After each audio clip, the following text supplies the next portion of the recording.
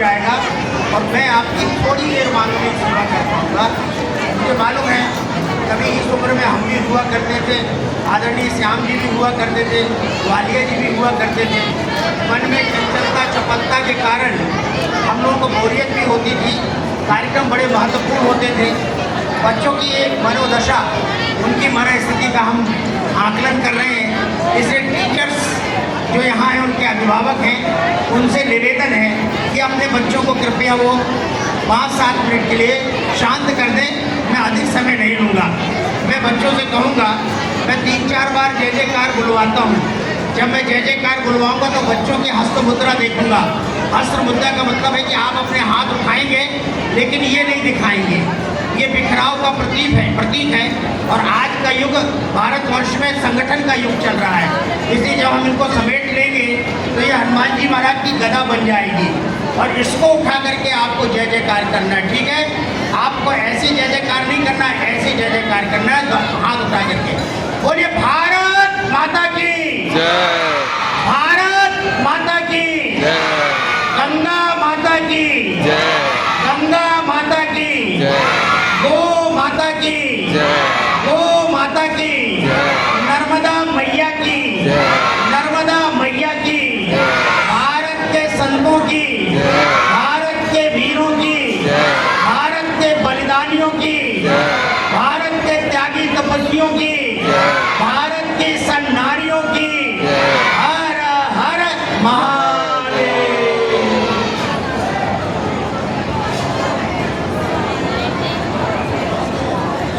ओम रत्नाकरा धौतपदाम हिमालय किरीटिनीम ब्रह्मराजर्षि रत्नाढ्याम वंदे भारत मातरम, वंदे भारत मातरम, वंदे भारत मातरम।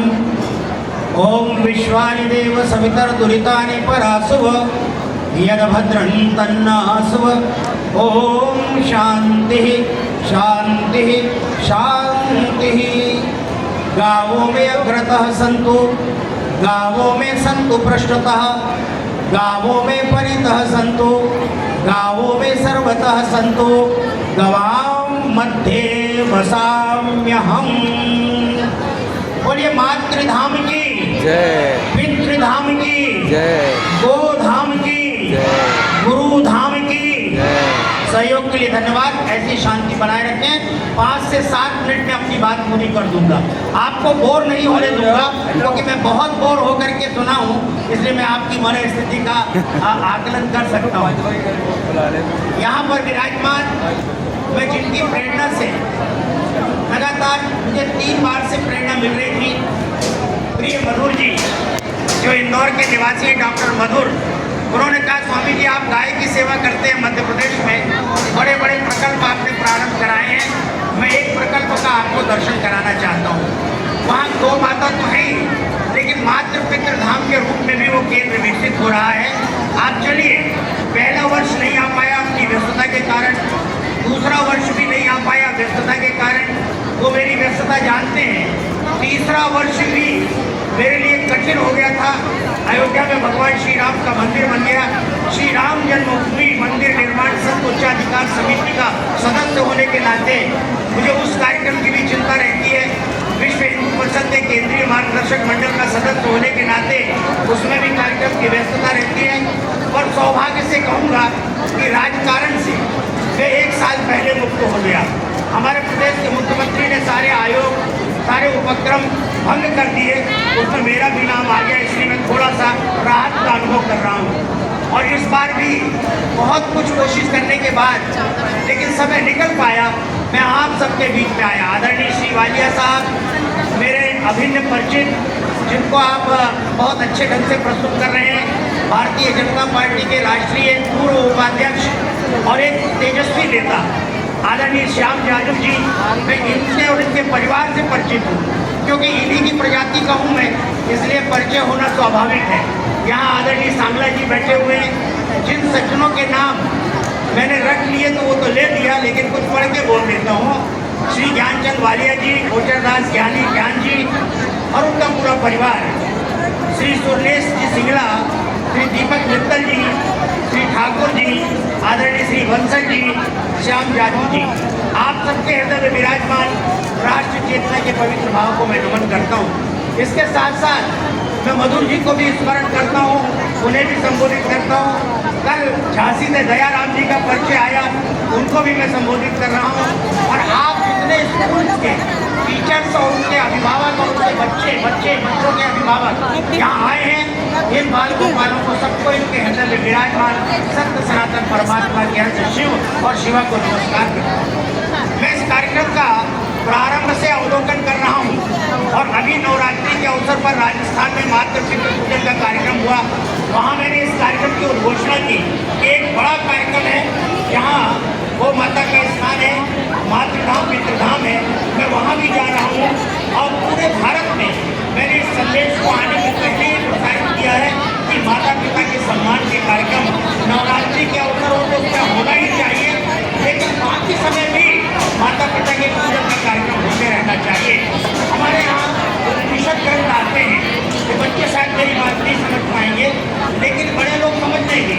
उपनिषदों का निर्माण भारतीय अरण्य में हुआ है, जंगलों में हुआ है, जहाँ गुरु और शिष्य एक साथ बैठते हैं और वहाँ पर वो परमात्मा की प्रार्थना करते हैं। परमात्मा की प्रार्थना ओम सहनावतु सहनौ भुनक्तु सह वीर्यं करवावहै तेजस्विनावधीतमस्तु मा विद्विषावहै। इसका अर्थ ये होता है कि गुरु और शिष्य समान प्रगति करें, गुरु और शिष्य समान रूप से ज्ञान अर्जित करें। और फिर उपनिषदों में कई प्रकार के उपनिषद हैं, उनमें 108 उपनिषद हम लोगों को पढ़ाया जाता है। एक तैत्तिरीय उपनिषद है, एक तैत्तिरीय उपनिषद है, एक कठोपनिषद है, एक केनोपनिषद है। तैत्तिरीय उपनिषद में शिक्षावल्ली नाम का पाठ्यक्रम है। पहला ही पाठ्यक्रम है, उसका पहला मंत्र आता है मातृदेवो भव, दूसरा मंत्र आता है पितृदेवो भव, तीसरा मंत्र आता है आचार्य देवो भव, चौथा मंत्र आता है अतिथि देवो भव, पांचवा मंत्र आता है स्वाध्याय प्रवचनाभ्याम मां प्रवदितव्यम। इन मंत्रों की व्याख्या ऋषियों ने बड़े विस्तार पूर्वक की और महर्षि वेदव्यास जी ने पुराणों में 18 पुराण, 18 उप पुराण, 18 उप पुराण है, उनमें इनकी व्याख्या की है। माता और पिता हमारे लिए प्रथम देवता है। माता पिता के बाद हमारे लिए दूसरा देवता आता है, जिससे हमको अक्षर ज्ञान होता है। हाँ, अनार का ई इमली का जो हमें पढ़ाते हैं, आ की आकृति, ई की आकृति, ऊ की आकृति, ए की आकृति बनाना जो हमें सिखाते हैं, उनको हम आचार्य कहते हैं, उनको हम गुरु कहते हैं। और इसके साथ साथ जिस माँ का दूध हमने जीवन भर पिया है, देखिए हमारी जन्म देने वाली माँ 6 महीने हमको दूध पिलाती है, लेकिन उसके बाद हम गाय के दूध पर आ जाते हैं। और ये गाय माता हमें 100 साल के भी हो जाए तो भी वो हमें दूध पिलाती है, उसमें गाय के प्रति मातृभाव। अभी एक आचार्य जी यहाँ बोल रहे थे, साथी जी, राष्ट्र माता राजमाता, ये शब्द मुझे बहुत पसंद नहीं आते।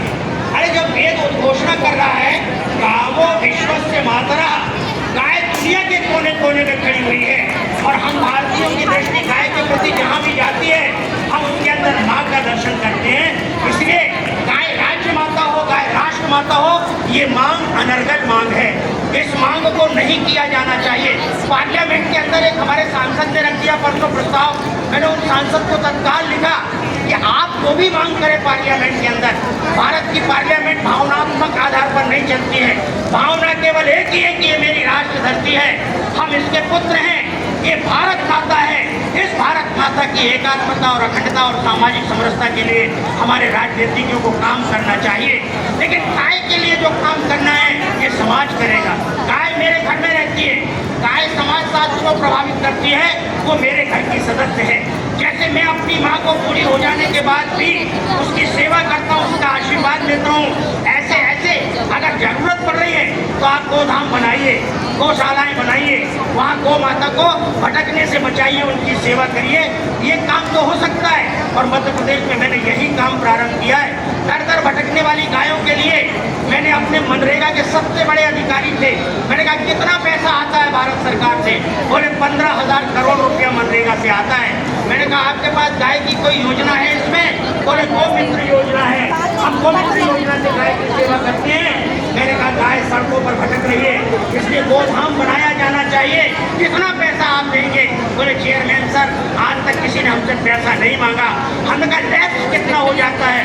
बोले 8.5 करोड़ रुपया कुछ तो माता 8,000 करोड़, बाकी लैप्स हो जाता है। मैंने कहा लैप्स हो जाने से अच्छा है कि आप गाय के चरणों में समर्पित कर दीजिए उस गोमित्र योजना के अंतर्गत। और जब मैंने उनसे पैसा मांगा तो आज मध्य प्रदेश में 2400 गौशालाएं बन करके खड़ी हो गई हैं, एक गो अभयारण्य बन के खड़ा हो गया है, गोवंश वन विहार बन के खड़े हो गए हैं और पब्लिक पार्टिसिपेशन के माध्यम से हम गायों की सेवा करवा रहे हैं। मैं निवेदन ये करना चाहता हूँ, जब माता पिता का पूजन कर रहे थे नन्हे नन्हे बाल गोपाल, मेरी गंगा यमुना ऑटोमेटिक बह रही थी, क्योंकि मैं वो अभागा पुत्र हूँ जिसने अपने जीवन में माँ को नहीं देखा, जिसने अपने जीवन में पिता को नहीं देखा।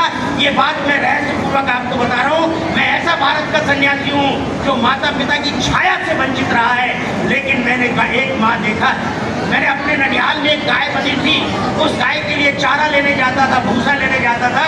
एक संत मुझे मिल गए, बोले बेटा ये चारा भूसा क्यों ले जा रहे हो? हमने कहा इस पटेल ने जिसके खेत में हमारा मंदिर बना हुआ है, हम पूजा करने आते हैं, उन्होंने हमें चारा भूसा दान किया। मेरे घर में एक गाय है, मैं गाय का दूध पीता हूँ, मेरी माँ का नाम राजेश्वरी देवी।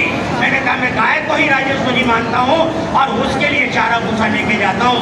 महात्मा जी ने हाथ देखा, हाथ दे करके कहा बाबा जी बनोगे? हमने कहा बिल्कुल बनेंगे। जिसके माता पिता ना हो, जिसके नाना नानी ना हो, जिसके चाचा चाची ना हो, जिसके मामा मौसी ना हो, वो जिसके भाई बहन भी ना हो, उसके लिए तो माँ ही आश्रय है, वो माता। क्योंकि इसमें 33 कोटि देवता रहते हैं, 33 प्रकार की वैरायटी है गाय के अंदर। ये आदिदैविक शक्तियाँ हैं। 33 करोड़ शब्द मत बोलिएगा कभी, करोड़ नहीं रहते उसके रोम रोम में। 33 कोटि 33 वैरायटी है, और वो 33 वैरायटी क्या है? इस पूरे विश्व ब्रह्मांड का रक्षण करने वाले वो 33 क्षेत्र बने हुए हैं, उनमें रहने वाले आदिदैविक शक्तियाँ हैं जो गाय के शरीर में निवास करती हैं। गाय ने भगवान से कहा, लक्ष्मी ने भगवान से कहा, पृथ्वी ने भगवान से कहा मैं आपके दर्शन करना चाहती हूँ, कैसे बनूंगी, कैसे आऊँगी? तब भगवान ने कहा कि तुम्हें गाय का रूप धारण करना पड़ेगा और अपने पूरे शरीर में 33 कोटि देवी देवताओं को समेट करके तुम हमारी आराधना कर सकते हो। इस प्रकार का ये केंद्र, और यहाँ माता पिता का सम्मान। बड़ी अच्छी अच्छी बातें अभी हमारी कीर्ति नायडू बहन ने कही, मैं उन बातों का विश्लेषण नहीं करूँगा, केवल इतना ही कहना चाहता हूँ कि भारतीय संस्कृति जो है वो अमर संस्कृति है। भारतीय संस्कृति के शाश्वत जीवन मूल्य मिटने नहीं चाहिए।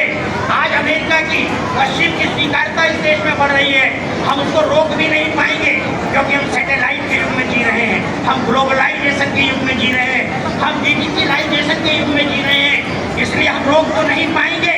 लेकिन हमारे ऋषियों ने लाखों करोड़ों वर्ष जो शोध किया है गंगा के किनारे, यमुना के किनारे, नदियों के किनारे, पर्वत श्रेणियों में बैठकर समुद्र के तट पर, और उन्होंने जीवन मूल्य खोजे, जीवन मूल्यों को अपने जीवन में आत्मसात करके उन्होंने श्रेष्ठता का अनुभव किया। तब उन्होंने कहा कृणवंतो विश्वमार्यम, हमने अगर श्रेष्ठता का अनुभव किया है तो दुनिया में किसी को भी अश्रेष्ठ हम नहीं रहने देंगे।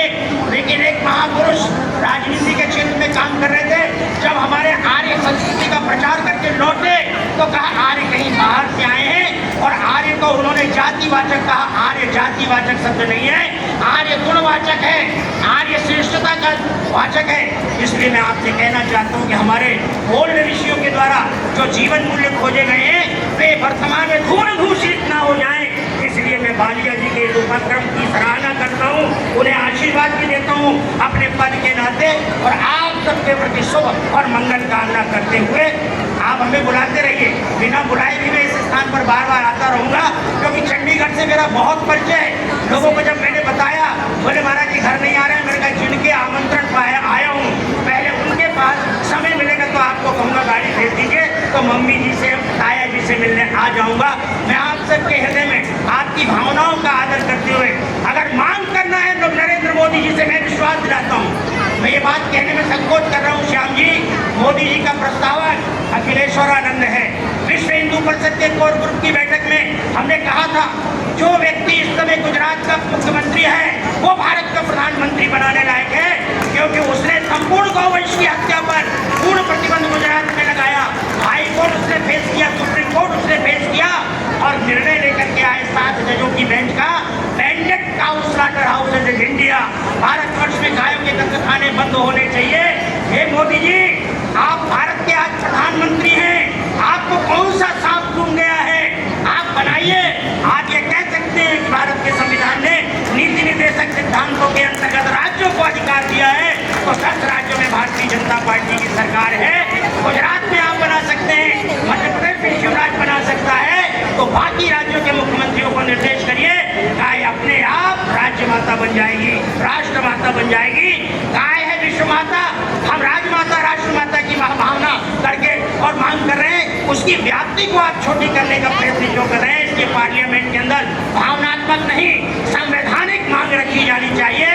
मुझे विश्वास है मोदी जी तत्काल प्रबंध लगा देंगे और गोमांस फिर उत्पादन ही नहीं होगा, उसकी आयात निर्यात नीति में वो शामिल ही नहीं होगी। इसलिए मैं गोधाम की जय जयकार करता हूँ, मातृ पितृधाम की जय जयकार करता हूँ। आप सबके माता पिता वो मेरे अपने माता पिता हैं। इस शरीर के माता पिता नहीं होते, माता पिता एक कंसेप्ट है, एक अवधारणा है जो अमर है, जो कभी मरती नहीं। मैं आप सबके माता पिता को प्रणाम करते हुए, आपके हृदय में पवित्र भाव है वो प्रणाम करते हुए और भारत माता को नमन करते हुए, आपने मुझे बुलाया, बोलने का समय दिया। इतने सारे वक्ता जहाँ बोल रहे हो वहाँ अखिलेश्वरानंद कहाँ बोल पाएगा।